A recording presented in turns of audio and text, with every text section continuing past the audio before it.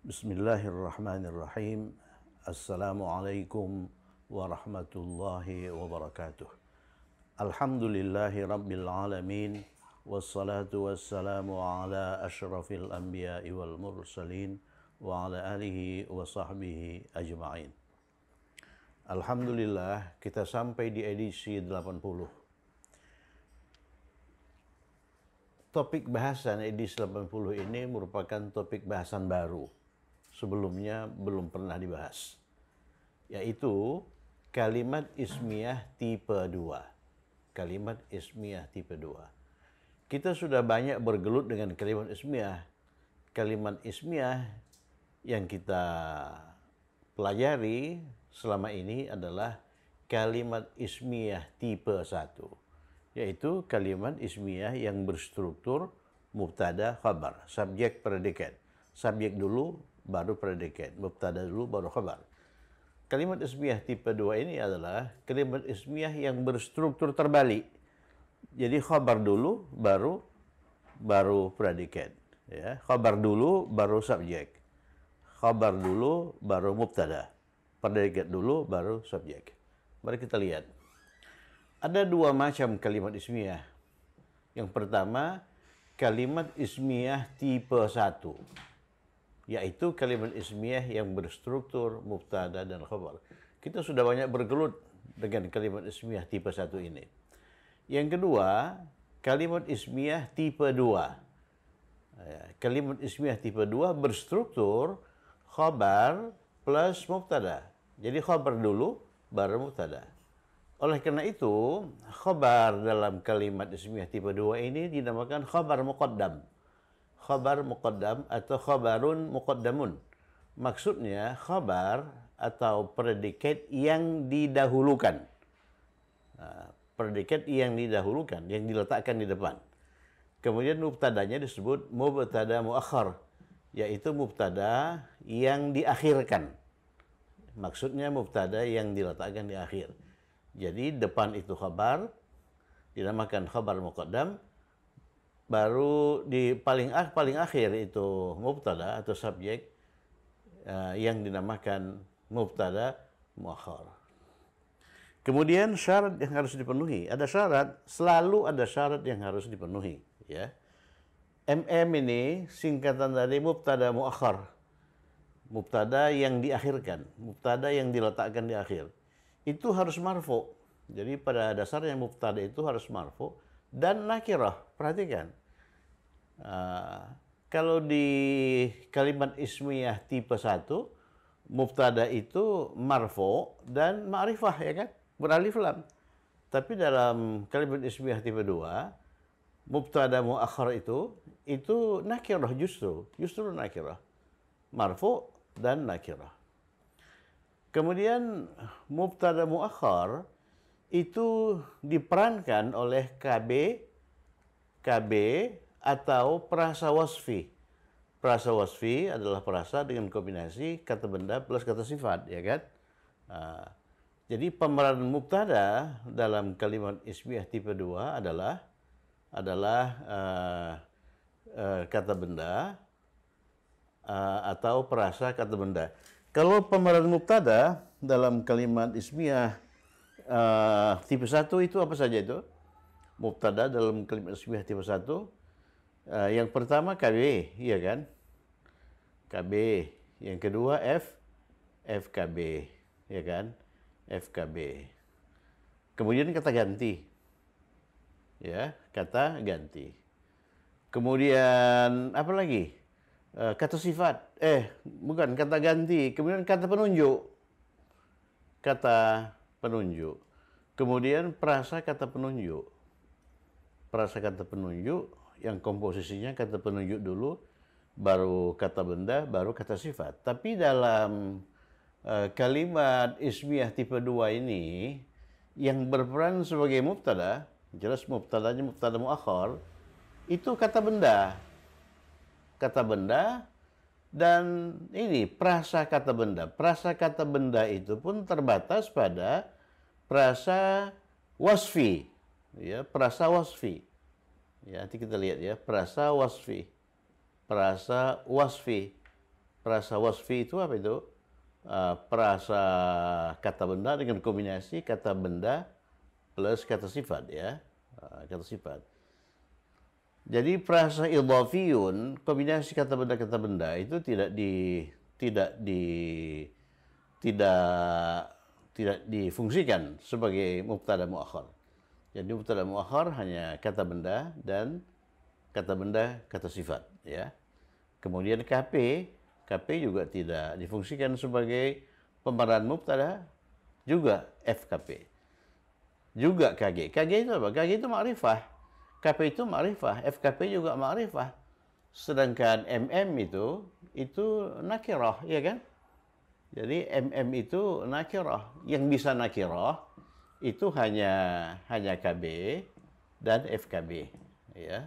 FKB itu pun FKB dengan kombinasi KB plus KS. Perhatikan itu syarat-syarat yang harus dipenuhi. Kemudian 3, khabar muqaddam diperankan oleh, ini perhatikan ini, khabar muqaddam diperankan oleh frasa jar majrur atau frasa zarfi. Frasa zarfi. Kalau dalam dalam jumlah ismiyah tipe 1 yang berperan sebagai khabar itu apa? Khabar itu KB, ya kan? KB, kemudian FKB, ya toh? FKB, kemudian apa lagi? Yang berperan sebagai khabar kata sifat, ya kan? Kata sifat. Kemudian frasa jar majrur, kemudian frasa zarfi, ya, atau frasa zarab makan maupun frasa zarab zaman. Tapi dalam kalimat ismiyah tipe 2 yang berperan sebagai khabar muqaddam hanya ini saja, frasa jar majrur dan frasa zarfi.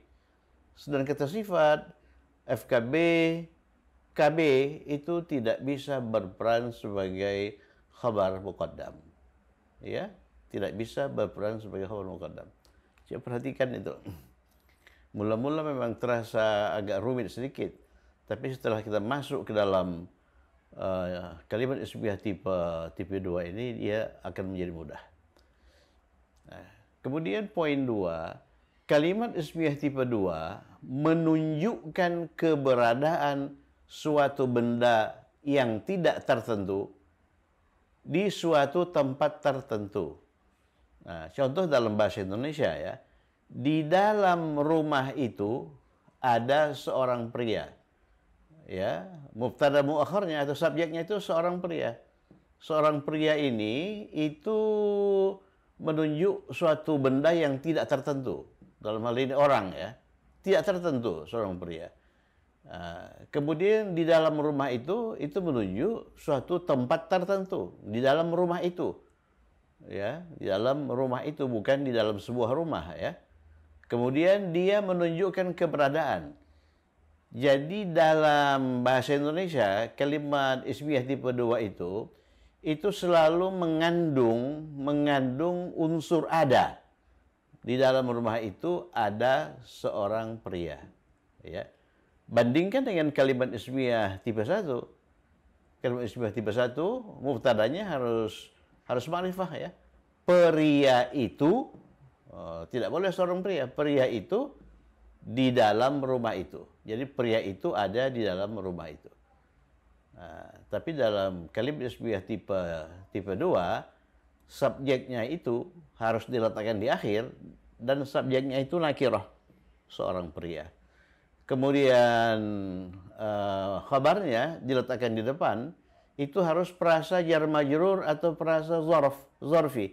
Ini di dalam rumah itu frasa jar majrur. Jadi kata sifat yang di dalam kalimat ismiyah tipe 1 boleh berperan sebagai khabar, di sini tidak. Di sini tidak ya. Di sini tidak. Jadi contoh coba lihat. Fil baiti rajulun. Fil baiti rajulun. Jadi fil baiti itu disebut khabar muqaddam. Jadi yang di depan itu khabar muqaddam. Kemudian rojulun itu mubtada, yaitu subjeknya, dan subjeknya itu nakirah ya. Kemudian dalam bahasa Indonesia antara khabar muqaddam dan mubtada muakhar itu ada kata ada. Jadi di dalam rumah itu ada seorang pria. Atau terdapat di dalam rumah itu terdapat seorang pria, ya kan? Coba lihat yang berperan sebagai mubtadanya di belakang ya, di akhir mubtada muakharnya itu apa? Kata benda. Dan kata bendanya nakirah, ya kan? Kata bendanya nakirah. Kemudian yang berperan sebagai khabar itu yang diletakkan di depan, namanya khabar muqaddam, itu fil baiti, di dalam rumah itu prasa jar majrur.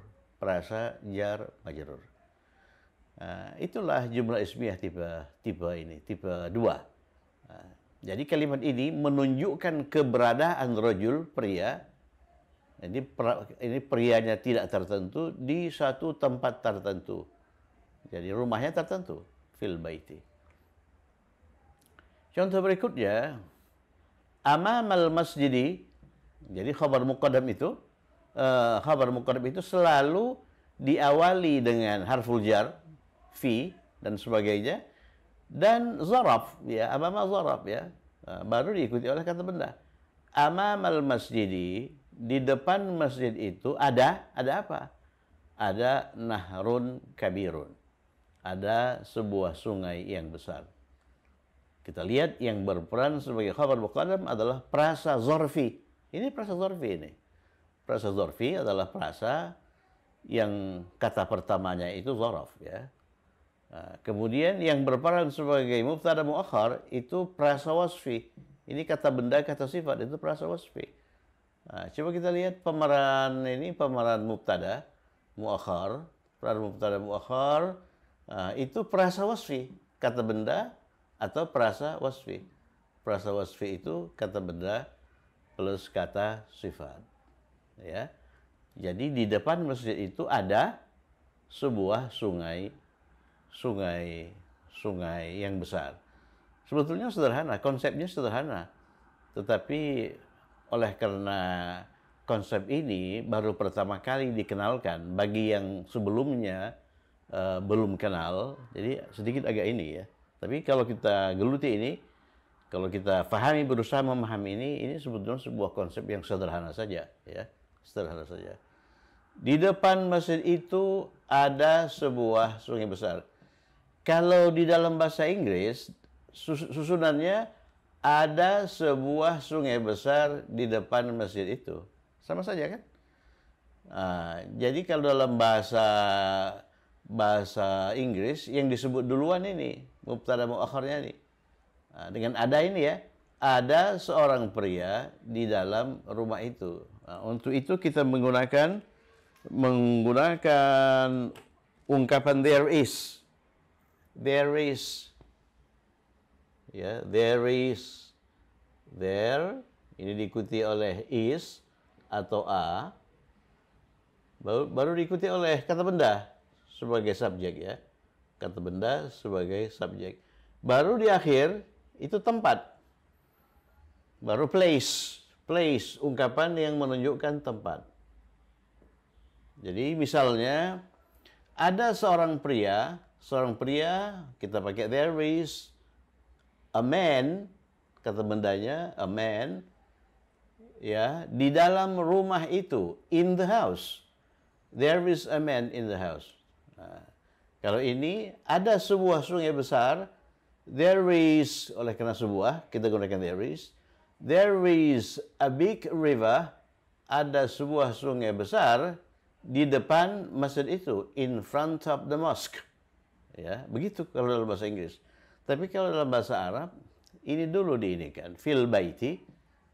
Ya, ini khabarnya dulu, khabar muqaddam. Baru mubtada muakhar. Gitu. Ya, oke. Sekarang mari kita terjemahkan kalimat-kalimat di bawah ini. Di sekolah itu ada seorang guru yang pandai. Jadi ada itu merupakan batas antara mubtada dan khabar. Nah, jadi ini merupakan batas sebetulnya ini antara mubtada dan khabar. Di sebelah kiri itu mubtada, ya, ini mubtada, ya, ini mubtada. Bukan mubtada ya. Perhatikan di sebelah kiri itu khabar. Khabar apa namanya? Khabar muqaddam, khabar yang didahulukan. Jadi khabarnya dulu, baru di sebelah kanan ada itu mubtadanya. Mubtada yang diletakkan di akhir, mubtada muakhar. Jadi kita tulis dulu khabar muqaddamnya. Di sekolah itu apa ininya? Apa bahasa Arabnya? Itu ini kalau tersebut alif lam.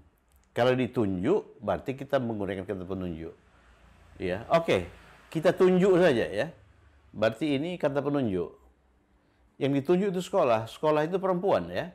Itu untuk perempuan apa? Tilka. Itu untuk perempuan tilka. Nah, mari kita ini kan. Mari kita rangkai. Jadi yang mula-mula ditulis dalam bahasa Arab itu kata penunjuk. Bukan kata penunjuk, khabar ya, khabar.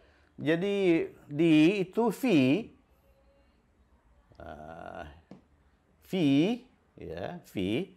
Di itu fi. Sekolah itu tilkal madrasah. Perhatikan, fi tilkal madrasah. Iya kan? Fi tilkal madrasah. Jadi sekolah itu, jadi itunya dulu, tilka, oleh karena ini perempuan, baru kata bendanya, al-madrasah. Fi tilkal madrasah. Nah, ini apa ini? Fi tilkal madrasah itu khabarnya. Khabar muqaddam. Mari kita beri harokat huruf akhir. Tilka, kata penunjuk setelah fi itu majrur ya. Kata penunjuk setelah fi itu majrur. Tapi tilka ini itu termasuk kata yang harokat huruf akhirnya tidak pernah berubah. Jadi tilka dalam kondisi apapun tetap tilka. Kan sudah begitu sebelumnya. Jadi marfu tilka. Majrur tilka, mansub juga tilka. Jadi tilka yang ini, tilka yang majrur oleh karena dia didahului oleh harful jarfi. Nah, kemudian kata penunjuk dengan kata benda kan selaras. Kalau ini majrur, maka ini pun majrur. Nah, jadi al-madrasah itu harokat akhirnya i ya. Fi tilkal madrasati, di sekolah itu ada apa? Ada guru. Itu mubtadanya. Ini mubtadanya, guru. Mubtada. Namanya mubtada apa? Mubtada muakhar. Mim ya. Mubtada muakhar. Ya, gurunya kita anggap laki-laki, mudarrisun. Dia ma'rifah ya. Mudarrisun. Dia ma'rifah. Kemudian setelah guru ada kata sifat. Ini kata benda ini guru ini. Mudarrisun. Kemudian mudarrisun itu diikuti oleh kata sifat pandai. Kata sifat pandai ya. Sifat. Nah, jadi kata sifat pandai kita letakkan setelah guru dan selaras dengan guru. Mahirun. Mahirun. Ya. Jadi fi tilkal madrasati, di sekolah itu ada seorang mudarrisun, seorang guru mahirun yang pandai. Coba lihat yang berperan sebagai mubtada, mubtada yang diletakkan di akhir itu mudarrisun mahirun. Apa itu mudarrisun mahirun? Prasa wasfi. Prasa dengan kombinasi kata benda, kata sifat. Sifat. Nah, jadi yang menjadi pokok pembicaraan dalam kalimat ini adalah seorang guru yang pandai. Ya, seorang guru yang pandai. Ada apa dengan seorang guru yang pandai? Seorang guru yang pandai ada di sekolah itu. Jadi dalam bahasa Arab, fi tilkal madrasati mudarrisun mahirun. Jadi kalau soalnya kita ubah, di sekolah itu ada sebuah ruang kelas yang besar. Fi tilkal madrasati, ini tidak berubah, ada sebuah ruang kelas, faslun itu ya, yang luas, wasi'un. Yang apa namanya, yang besar, kabirun. Ya, kabirun. Jadi perhatikan, ini mubtada muakhar itu harus nakirah. Nakirah. Nomor 2, di sekitar rumah itu ada ini merupakan pembatas antara wilayah mubtada dan wilayah khabar ya, dan wilayah khabar. Di sekitar rumah itu ada sebuah kebun. Jadi selalu nakirah, ada sebuah kebun. Apa itu di sekitar? Di sekitar itu haula, ya kan? Di sekitar itu haula. Haula itu apa? Haula itu zarab. Zarab. Coba lihat ini, dia berakhir dengan single fathah. Haula, di sekitar rumah itu, ini itunya kita buat alif lam saja atau kita tunjuk? Oke, kita tunjuk. Jadi kata penunjuk itu untuk rumah itu apa? Dzalika. Dzalika. Dzalika. Dzalika rumah. Kata benda setelah dzalika harus beralif lam ya. Apa harakat rumah? Ya, dzalika itu majrur oleh karena didahului oleh zarab ya. Haula, dia sebagai apa itu? Kata setelah zarab itu apa? Mudhaf ilaih ya. Dia majrur. Oleh karena ini majrur, ia selaras dengan ini pun majrur. Haula dzalikal baiti, di sekitar rumah itu ada apa? Ada kebun. Kebun itu hadiqatun. Hadiqatun. Hadiqatun. Hadiqatun. Jadi di sekitar rumah itu ada sebuah kebun. Kita nggak tahu kebun apa itu. Pokoknya di sekitar rumah itu ada sebuah kebun. Ini ma'rifah. Yang sudah kita pelajari sebelumnya adalah kebun itu tertentu ya, kebun itu di sekitar rumah itu. Kebun itu ada di sekitar rumah itu. Itu kalimat ismiyah tipe 1. Jadi mubtadanya kebun itu beralif lam ya, oleh karena ma'rifah. Al-hadiqatu haula dzalikal baiti, di sekitar rumah itu. Itu beda itu. Beda itu kalau dibandingkan dengan haula dzalikal baiti hadiqah. Jadi misalnya inilah contoh yang lebih pendek. Di dalam rumah itu ada seorang pria. Bandingkan dengan pria itu ada di dalam rumah itu. Beda kan? Jadi kalau pria itu, prianya tertentu. Prianya sudah diketahui oleh mitra bicara maupun oleh si pembicara. Tapi kalau fil baiti rajulun, mitra bicara nggak tahu ini, rajul ini. Ya. Yang dia tahu setelah diberitahu oleh si pembicara, di dalam rumah itu ada seorang pria. Kita ulang sedikit ini. Di sekitar rumah itu, haula dzalikal baiti hadiqatun. Ada sebuah kebun. Kemudian di tengah-tengah kebun itu ada sebuah kolam. Ya, apa batasnya? Ini. Di sebelah kiri kata ada itu predikat. Ini predikat ini. Predikat itu diletakkan di awal. Atau khabar itu diletakkan di awal. Namanya khabar muqaddam. Kemudian di sebelah kanan itu mubtada. Mubtadanya apa? Mubtadanya itu kolam. Ini mubtada muakhar. Dan mubtada muakhar itu harus nakirah, ya sebuah. Ya. Di tengah-tengah kebun itu ada sebuah kolam. Di tengah-tengah itu apa? Itu zaraf. Zaraf itu di tengah-tengah. Apa itu di tengah-tengah? Wasata.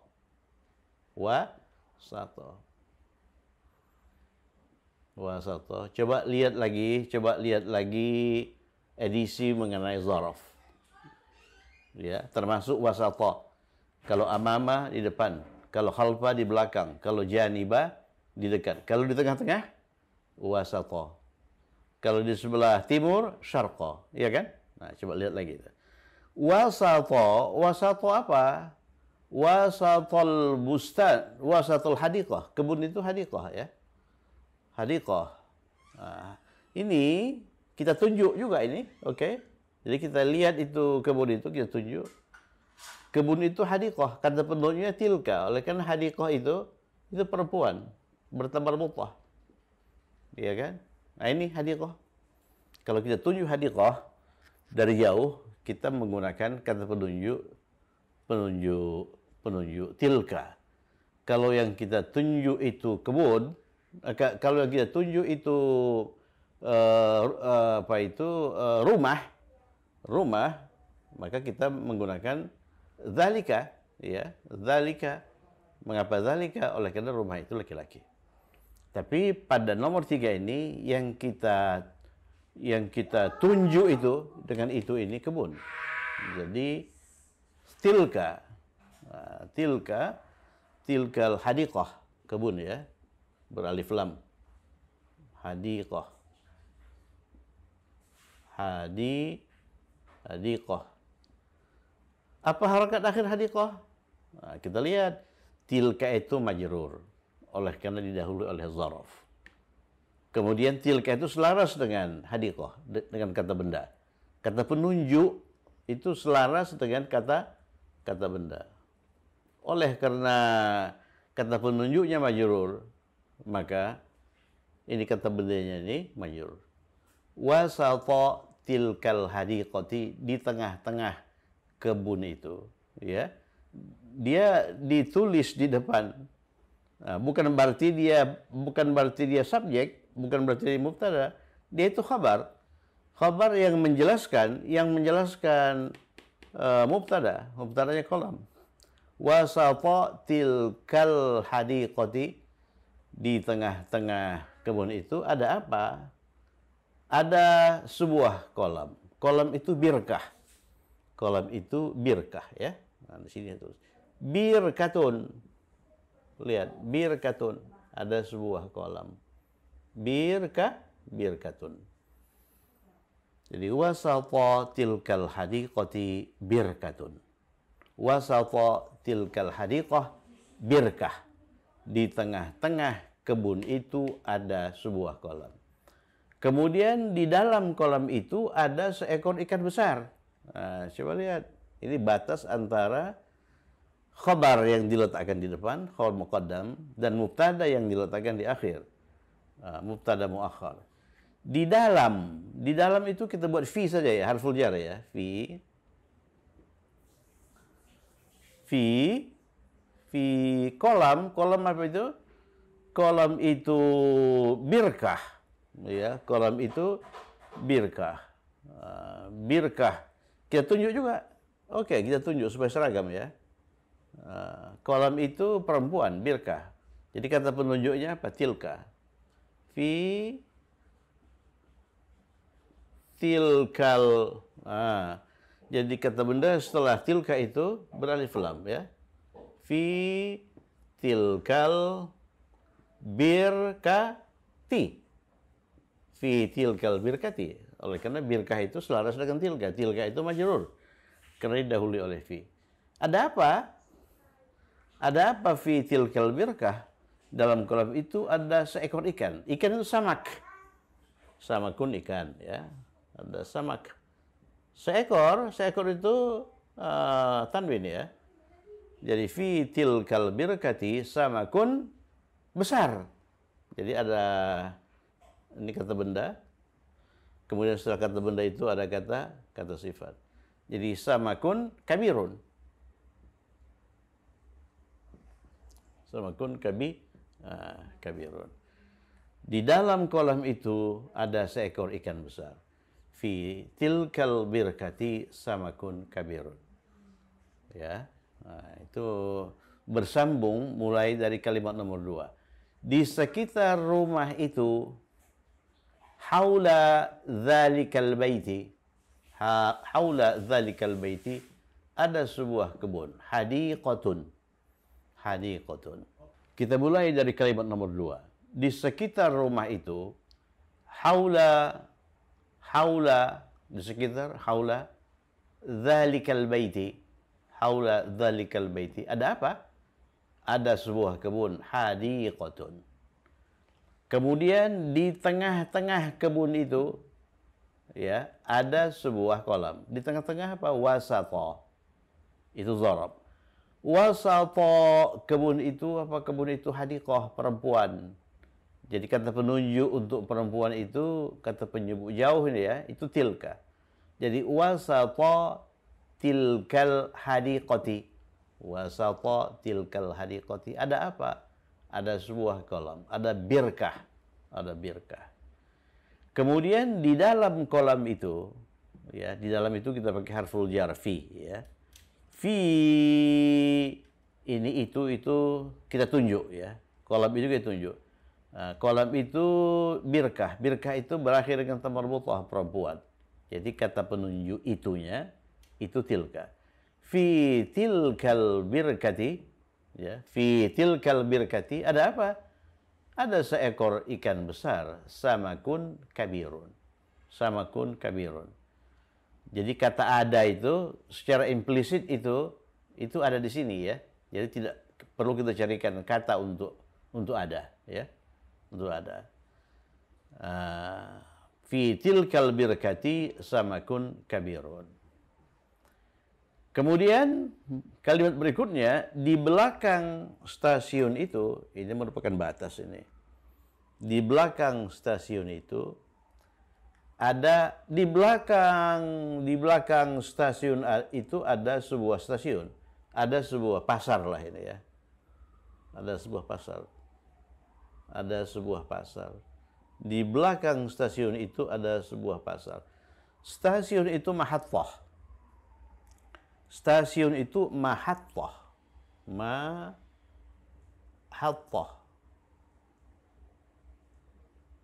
Mahattah. Mahattah. Dulu sudah pernah disinggung bahwa kata benda yang awalnya itu itu biasanya menunjukkan tempat, ya. Ini mahattah itu stasiun tempat pemberhentian. Masjidun itu tempat. Apalagi masjidun, mahattatun, ya kan? Jadi yang berawal dengan madrasatun itu sekolah tempat belajar, ya.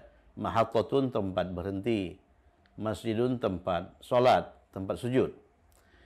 Jadi di belakang stasiun itu, di belakang itu apa? Di belakang khalfa. Kita pakai khalfa saja, bisa wara'a, bisa khalfa. Khalfa. Ada dua kata yang berarti di belakang, bisa khalfa, bisa wara'a.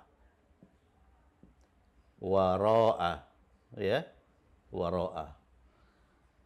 Stasiun itu kata benda. Jadi kata benda setelah itu kata penunjuk. Ya, kata penunjuk. Mahattah itu bertamar mutah. Oleh karena itu dia perempuan. Kata penunjuk yang digunakan tilka untuk itu. Ya, sama dengan ini. Tilkal birkah, tilkal hadiqah. Tapi kalau al-bait itu dzalika, ya. Khalfa tilkal mahattah. Tilkal mahattah. Mahattatu, ya kan? Mahattati.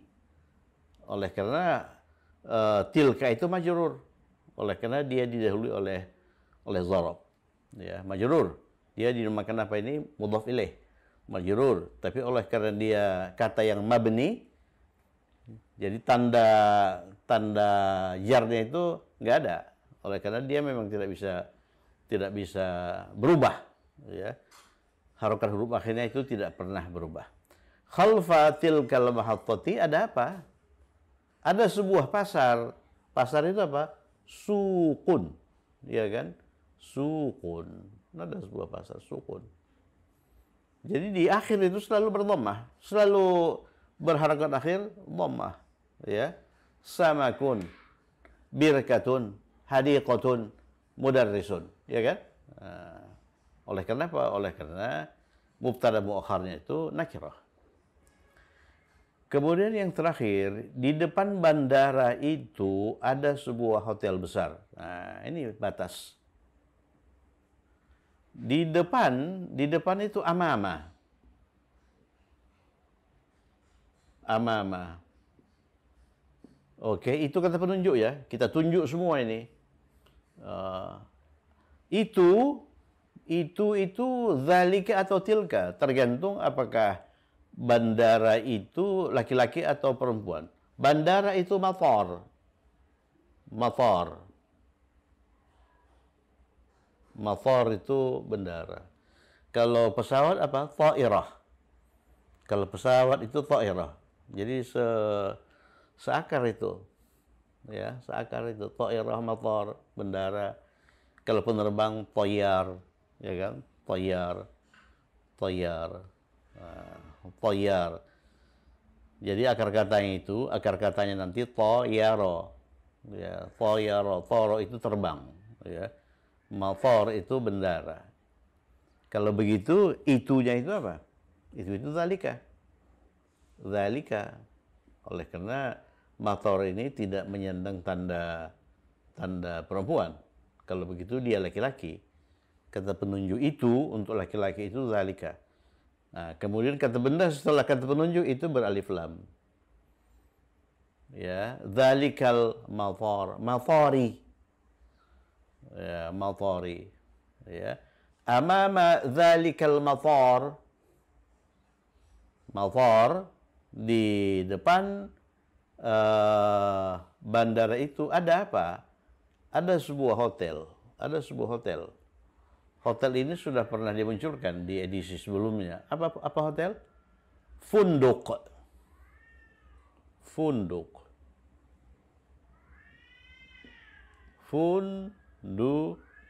Fundukun. Ya, fundukun. Ini kata funduk ini kita pinjam. Pondok. Ya, pondok. Fundukun. Jadi ada sebuah hotel yang besar. Ini setelah hotel ini ada besar kabirun. Kabirun. Fundukun kabirun. Jadi funduk itu sebetulnya sebuah tempat yang menyenangkan ya. Hotel itu sebuah tempat yang menyenangkan. Ya, kemudian bagi orang yang tidak punya, dia buat funduk di sawah. Dia katakan itu pondok ya. Itu pun sebetulnya tempat yang menyenangkan ya. Fundukun kabirun. Amama dzalikal matar fundukun kabirun. Nah, di depan bandara itu ada sebuah hotel besar. Nah, itu pesan yang ada dalam kalimat ini. Nah, beda dengan misalnya kalau kita berbicara mengenai hotel besar, kita sedang berbicara mengenai hotel besar atau kita berbicara pada waktu lampau mengenai hotel besar, kemudian dikatakan bahwa hotel besar itu, jadi pakai alif lam ya, al-funduku al-kabiru, hotel besar yang kita bicarakan tadi malam itu lokasinya ada di depan zalikal matar, di depan bandara itu. Nah, jadi pada waktu kita mengucapkan kalimat ini, kita bisa melihat sebuah bandara dari jauh. Jadi amama dzalikal matar, jadi di depan dzalikal matar itu al-funduku al-kabiru. Jadi hotel besar yang kita bicarakan tadi malam itu di depan bandara itu, amama dzalikal matar. Kalau kalimatnya semacam itu kalimatnya kalimat ismiyah tipe 1. Ya, al-funduku al-kabiru itu mubtada di depan. Hotel besar itu ada di depan bandara itu. Tapi ini beda. Di depan bandara itu fundukun kabirun. Di depan bandara itu ada sebuah hotel besar. Kita sebelumnya tidak berbicara mengenai hotel besar. Tapi itu saya tahu di depan bandara itu ada sebuah hotel besar. Itulah pelajaran pertama mengenai kalimat ismiyah kalimat ismiyah tipe 2, yaitu kalimat ismiyah yang berstruktur khabar di depan, khabar muqaddam, dan mubtada di belakang, mubtada muakhar. Kalau kita lihat khabarnya itu, ini selalu kalau nggak prasa jar majrur, prasa zarfi. Di sekolah itu prasa jar majrur. Ya, di sekitar rumah itu haula dzalikal baiti, prasa zarfi. Di tengah-tengah kebun itu prasa zarfi. Di dalam kebun itu jar majrur fi, ya. Kemudian di belakang stasiun itu prasa zarfi. Di depan bandara itu prasa zarfi. Kemudian mubtada yang diletakkan di belakang, yang diletakkan di akhir atau disebut mubtada muakhar, itu selalu nakirah. Coba lihat, fundukun, mahattatun, samakun, birkatun, hadiqatun, mudarrisun. Ya kan? Mudarrisun seorang guru, hadiqatun sebuah kebun, birkatun sebuah kolam. Ya, selalu begitu. Nah, sedangkan pada kalimat ismiyah tipe 1 yang kita sudah banyak bergelut dengan itu, mubtadanya itu ma'rifah. Mubtadanya ma'rifah dan marfu, ya. Mubtadanya ma'rifah dan marfu. Di kalimat ismiyah tipe 2, mubtadanya itu nakirah dan marfu, dan posisinya di belakang. Kalimat ismiyah tipe 1, mubtada itu posisinya di depan, ma'rifah dan marfu, ya. Oke, saya kira cukup sekian. Semoga bermanfaat, tetap semangat. Assalamualaikum warahmatullahi wabarakatuh.